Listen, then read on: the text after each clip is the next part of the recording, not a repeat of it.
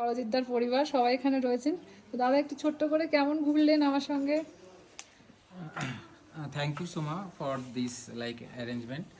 তো এই লাদাখ ট্রিপটা তো আমার সাথে তোমার প্রায় 1 বছরের আগে থেকে আর কি প্ল্যানিং চলছিল। থ্রু ফেসবুক আলাপ। হ্যাঁ, থ্রু সোশ্যাল মিডিয়াতে অনেক রকম লোকেরই সমাগম থাকে, সেখান থেকে চুজ করাটা ডিফিকাল্ট যে কিরম সার্ভিস পাবো, কারণ আমি আমার ফ্যামিলি ফ্রিকুয়েন্টলি ট্রাভেল করি এবং আমার পাস্ট এক্সপিরিয়েন্স অন্যান্য ট্রাভেল এজেন্সির সাথে খুব একটা মধুময় নয়।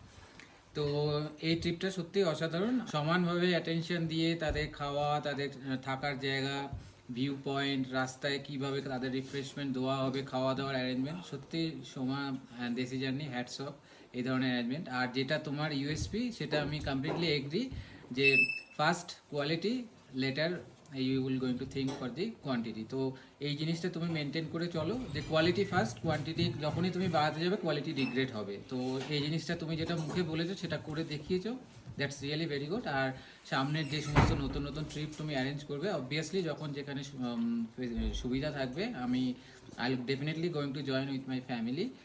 আর এই ট্রিপটা সত্যি খুব আমরা এনজয় করেছি, আর এটা আমাদের কাছে সত্যি মেমোরেবল হয়ে থাকবে সময়। Thank you thank you so much দাদা। শোন ছোট্ট করে আমার কেমন খুব ভালো লেগেছে লাগছিল? ট্রিপটা খুব ভালো লেগেছে। এরকম ট্রিপ আমি আগে কোনো সময় সে জয়েনই করিনি।